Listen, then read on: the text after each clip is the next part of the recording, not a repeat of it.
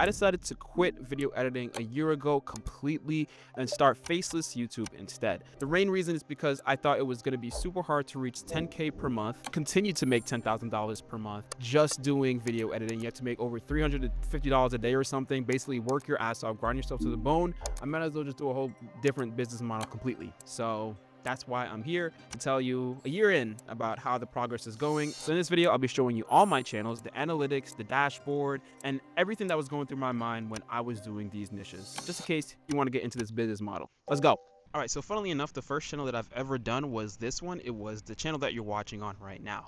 I started about 5 years ago because I was a video editor for a very popular YouTuber called Trick2G, and yeah, this was my channel. I created editing tutorials, but I just couldn't find a way to get off the floor. Like, even though this has 55K views, this wasn't always at 55,000 views. And I'll show you the dashboard for this channel in a second, but anyway, like I just couldn't figure out how to actually make a living or a career using this channel. And eventually it was around here that I finally had a breakthrough video, 500,000 views. This actually wasn't at 200,000 views for a little while, but yeah, this video did numbers, and I just really couldn't figure out why. And I tried to replicate the same success, but I never could just figure it out. So maybe I should have just stuck with, you know, talking about digital products. Maybe I should have just kept making digital products, but let me show you the back end. Let me show you the studio. So this is what the channel looks like on the back end. I have 30,000 subscribers, and I'm losing about 20 each month because I stopped posting a long time ago. But if I have to move, by the way, someone is mowing the lawn. But yeah, as you can see here, I want to show you something really interesting. I definitely thought this video was a flop at first, but this taught me something about YouTube and evergreen content, right? Like, if you take a look at this, it didn't do many numbers in the first like 300 days. It got like 6,000 views in literally the first year, but over time, as it climbed YouTube search, it actually started doing so much better over time.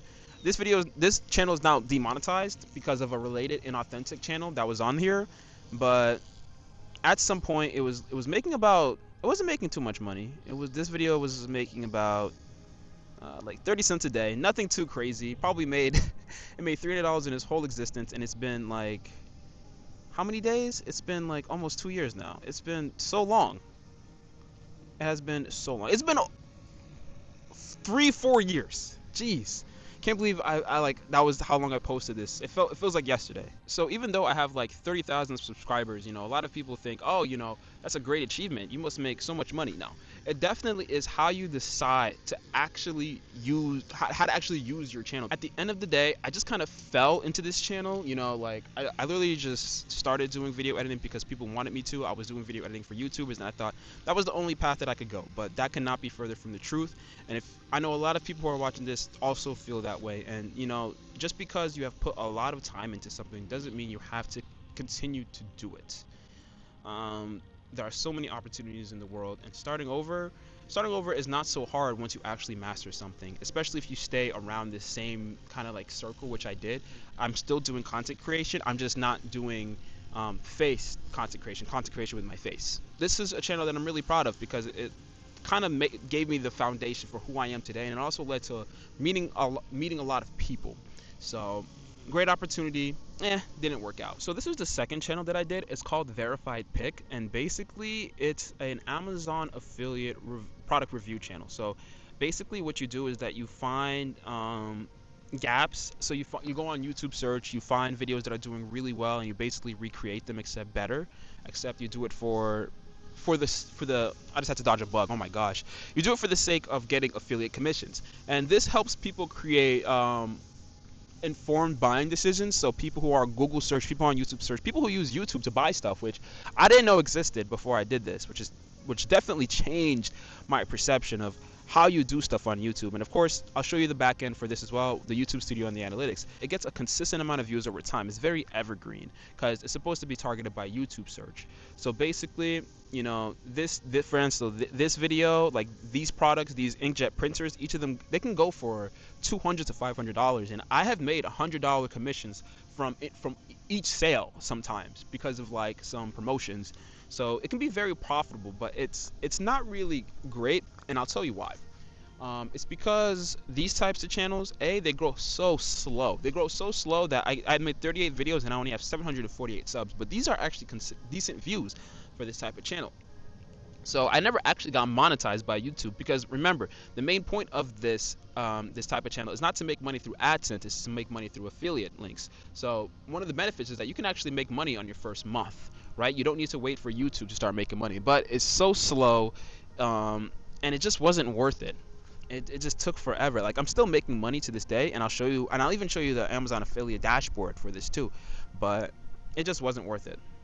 So as you can see here, we're now in the back end. We have 748 subscribers, and our last video was 300 days ago. But this is what I was talking about, and I'll show you the analytics for this video. Look how straight this is. Even though it's been 300 days since our last videos, we are still getting consistent views. If you go to reach, most of them are coming from YouTube search. So if we go to analytics, right, and we like, I haven't posted anything, and I'm still getting views. Let's go in the past 365 days. My last video was all the way in July, and look how consistent that is. That is so consistent. So, you know, first people watch the video, well, first people search for the video, then they watch the video, then they decide whether or not they want to click a link in your description, and you make an affiliate for each click, or sale, for each sale. Not for each click, but for each sale. And as you can see here, in the past month, well, so far in May, I've made $26, and I'm still making consistent money. And this is actually mostly only from the channel that I just showed you. So even though it's been about a year, almost a year, I'm still generating revenue with this channel. Whether or not it's good revenue, it's debatable. And so last year I made over $4,000 with this type of channel, and as you can see, I stopped in July, but I still made money in August, still made money in September, still made money in August, November, December, and I'm still going to continue to generate money from this. I've generated more from this as well than what is shown through bonuses, but Amazon doesn't really like me to show that, so I won't show that. This channel was very, very interesting because it taught me a valuable lesson. This was my first channel that I ever decided to do when I decided to start taking YouTube a lot more seriously, and it taught me a valuable lesson about picking your niche. Picking your niche is super important because I went into a niche that wasn't very it wasn't a blue ocean, right? It wasn't a very profitable niche. Oh, something just landed on my computer. It wasn't a very profitable niche. It was already oversaturated with a bunch of competitors. People were in this game 10 years before I came into it. When you're going into a niche, you want to be relatively new or bring a refreshing feeling to the niche itself. So you want to be kind of like unique and special. I was not unique and special. I definitely was someone who just came into it and kind of just like raw dogged it, and that was honestly not the way to go. There are much better niches. There were much better niches at my opportunity. I just didn't know how to find them. But it wasn't a niche that I regretted doing because I wanted something that was consistent, and it was, and it still is. But it also is not good for building a brand, right? There is no face behind this. There is nothing for the viewers to commit to, which is why the subscriber count is so low. If I show you the live count over the last 365 days, it was so slow. I'm talking about some like 1 to 2 subscribers a day. Like, it was ridiculous. Look at this. A year ago, it had 272, 500 subscribers over a year. My newer channels, my newer and better niches, sometimes I can get 500 subscribers in a day, like, versus per year. So I really enjoyed doing this. It taught me a lot. It taught me a lot about building a team. It taught me a lot about topic selection, but I really made YouTube a lot harder than I needed it to be. So this was the third channel that I decided to do, which is the second channel that I decided to pursue in 2026.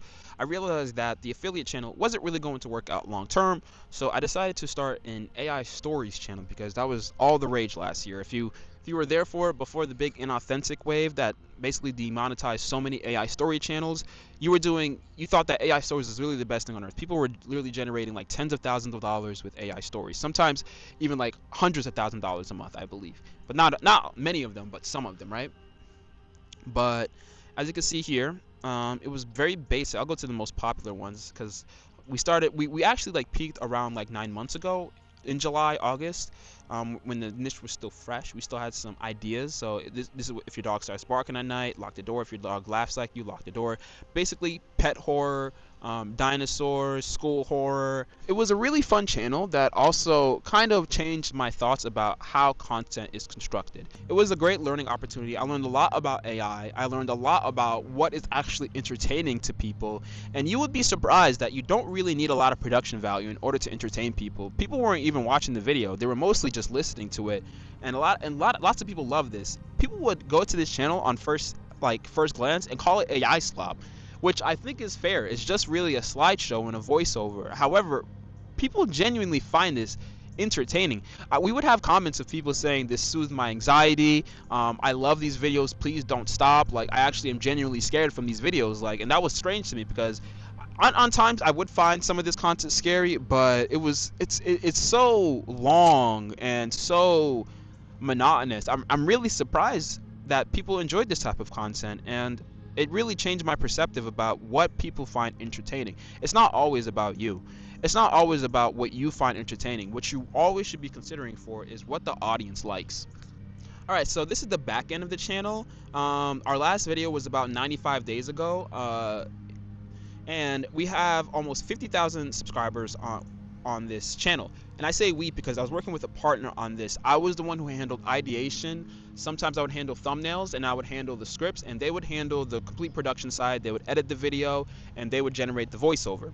So this is a lifetime graph of the channel. We made almost $20,000 on this channel. And if you want to learn more about how I created the videos for this channel, I highly recommend that you watch this video up here, or I think it'll be on this side. It'll be on either side. But this channel taught me a lot about AI workflows, and it taught me how fast you can really create production, especially in this era of the AI age. This was not a good niche. A coach told me this is not a good niche. But it was a very interesting channel. I liked it. It was fun. But the problem with this channel, as you can see, is that it really wasn't sustainable. It was very repetitive, so YouTube actually had a big crackdown on repetitive channels, and the inauthentic policy was actually so brutal. It demonetized my entire Google account. So it taught me very quickly how you should not really trust platforms. It's weird to say, but I love YouTube, or at least I thought I did. All right, unfortunately, my thing died, my microphone died, so it's gonna be from my iPhone microphone from now on. Hopefully this is not too inconveniencing to you. I'm sorry, but we continue. But this taught me very much about platform rules, right? Platform rules can change at any time. Even though I don't believe this content deserves to be on YouTube, I don't think it was also really negative. I think a lot of people enjoyed it, but enjoyment is not good enough for YouTube. They don't want a lot of meaningless content. And so YouTube has kind of leaned into this more educational type space where you have to provide actual value, or, you know, at the very least, just be very human oriented in terms of like having a host, having a real voiceover. Even though I don't think the voiceover was the problem with this, I definitely think it was the fact that every single video was the same. It was basically a sideshow. It always started off with the same hook, and I don't think YouTube liked that at all. But it was very devastating because I basically lost the monetization for the next channel that I was about to show you when I was actually trying to go legit. So very interesting channel. I learned a lot from it. It's very sad about how it went out. All right, so this is the next channel that I wanted to go over. It's very blank over here because I was using an age channel in order to start this channel, and it's a very tragic channel. Everything will be censored because I'm kind of still working on this channel. It's collaborating with another channel, but yeah, this channel was really important because it actually was a good niche. I finally had cracked the code a little bit, and I had picked a good niche, and we were scaling really fast. So as you can see here, at one point we literally made a $300 day. I had three $300 days back to back at one point. It's a little far back. I'll go last 365 so you can see. Okay, perfect. So at one point we had like 3 back-to-back $300 days, and I thought this was it. Man, I was on cloud 9 because it was actually my highest earning day. Besides, it actually wasn't my highest earning day, and unlike the previous channel, I was not splitting the profits 50-50. It was completely mine. So once again, all of these channels that I've talked about, they all required a team. Red Signal required a team. Verified Pick required an even bigger team. And well, Red Signal was more of a partner. I had a partner, but Verified Pick required a team, and this one also required a team. And I'm very hands-on with my YouTube channels at the moment. I don't want to delegate anything away until there are steadily like producing revenue. I was close to scaling this one, but before I could hire a manager, it got demonetized. And even though it's getting a lot of views to this day, like it's still getting consistent views even though I haven't posted. I'm not making anything from that. A little sad about that, but what can you do, right? But this was finally the first channel that I decided to actually pick a proper niche, and we grew really, really fast. I'm talking about 44,000 subscribers in a matter of just a few months. Great niche. When I started this channel, there was really only one competitor who was really doing this with us, and which is why I was able to do so successful at the beginning. Like, as you can see, like we really got a lot of our success from the beginning, and then, you know, lost a little bit of traction as we were growing our audience. And then as I started to do better and better topics, we bounced back a little bit. This one is actually from a collaboration from another channel, the next channel that I'm about to show you, which is the channel that I'm working on right now. The entire year, including this year, I've literally been working on Faceless YouTube and trying to make it work. And honestly, I think I finally cracked the code, and I'm ready to take it to the next level. I already have a plan set out. I already know what kind of coach I want to go through with, and I'm really looking forward to the end of to the rest of this year. And I'm going to be updating you guys next year as well. And I promise you, I'm going to be in a completely brand new space, and it's going to be so great. So this is another channel that I'm working on. It's made $4,800. It's had a few, around 1.5 million views, and it has around 16,000 subscribers. So this channel is really important. It's just a continuation of the previous channel. This channel has taught me a lot less about actually creating videos because I'm using the same team, and more about business and structure, right? Because after a while, I have to realize that YouTube is actually a business, especially Faceless YouTube automation. If you're handling multiple team members, if you're, you know, trying to do this, technically you are running a media production company. Last year, I told myself that I would go all in on YouTube, and that did not mean treating YouTube as a side hustle. So yeah, the overall goal that I think a lot of people should have when going into this is you need to think of this as a business, and you should have like several content buckets in order to compound watch time and watch behavior. You should always go for a niche that has a potential for either high RPM or high amount of views, preferably both. And the way you do that is by, you know, picking videos with, picking a niche that has very long videos, or picking a niche that has a very old audience, preferably both as well, because older people have higher spending power, and, you know, stay away from, you know, third world niches. Yeah, I do feel like in terms of my decision in quitting video editing, I haven't looked back. I haven't thought that it's been a bad decision. I think it's been a very great decision. I think having videos that compound revenue and actually build an audience and a sort of brand, that's what I wanted. It's exactly what I wanted. Instead of having to work for someone else, you know, you basically build someone's empire. I wanted to build my own empire, have more leverage for myself, and secure my future. And it couldn't be more relevant now in the age of AI, right? AI is commoditizing a lot of skills really fast. And very soon, even though I'm a video editor, I'm going to be sharing with you guys a video about how you can use Claude to basically edit videos. I think the content creation space is changing every single day, and I definitely want to be owning instead of renting. If you guys enjoyed this video, please remember to like and subscribe. And if you want some AI prompts about how to get ideas for your channels or how to pick your niche, links for all those prompts will be in the description. You should also click this video about how to pick profitable YouTube niches in 2026. I go over everything, and I'll catch you in the next one. Peace.